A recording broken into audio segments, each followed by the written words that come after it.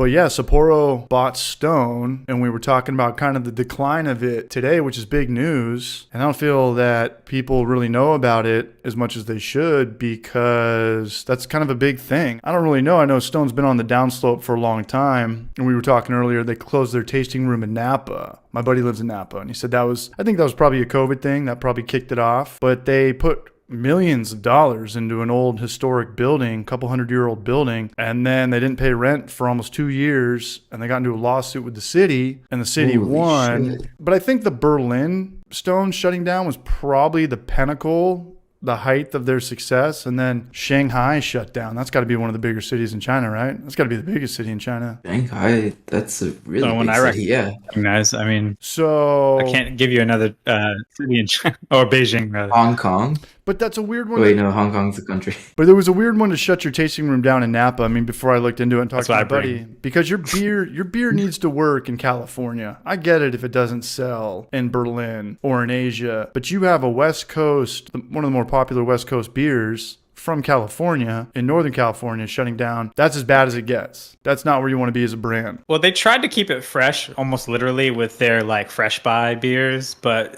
I don't know. It's just like their classic beers kind of lost traction. At least for me, I'm speaking for me, but I can't remember the last time I bought a Stone beer. You know, when it used to be like they were like the shit. You know, it was something that was available on the East Coast at least. Yeah, whatever they put out, you'd buy it. You know, they were some of my first early like. They were cool. They kind of had a punk rock vibe. They were at one time fiercely independent. Like arrogant like they had cool names like Arrogant Bastard and shit like that. Like, bumper stickers that said yellow beer for wussies, and they had this just anti-fuck you attitude, and it worked for a long time. But then there's the lawsuits, the constant layoffs, and the brewers. I remember Maury got offered a job there, but a lot of those brewing shifts are graveyard. Maury's like, I can't commit to that. I don't want to brew at midnight and get off at 8 in the morning. And that's a tough thing to do. Any graveyard job. When Stone, remember when they were with NoFX, Punk and Drublick, before Stone cut ties with them because NoFX said some off the wall shit about the Las Vegas shootings? Stone was still kind of killing it at that time. Or maybe that was on the decline, because after that they were touring with Metallica doing the Ride the Lightning, and that was a Czech Pilsner, right? The CEO and owner of Stone was touring with,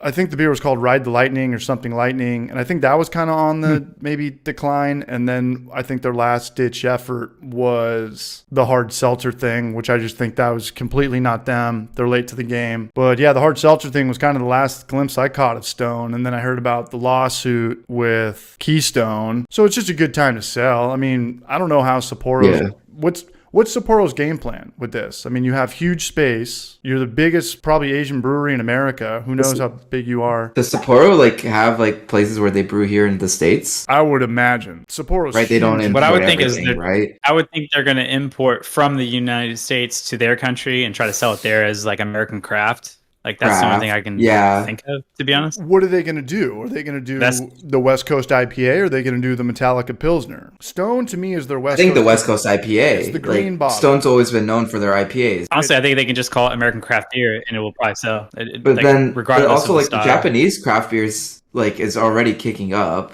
Is it? And for sure. Okay. I've watched a couple documentaries on it. There's like a bunch of like small like microbreweries kind of thing that are picking up that like have high hazy IPAs and things like that, and craft lagers and whatever. It's slowly becoming a bigger scene. Like beer was never a big scene because like sake and wine kind of took over, was like the rage there.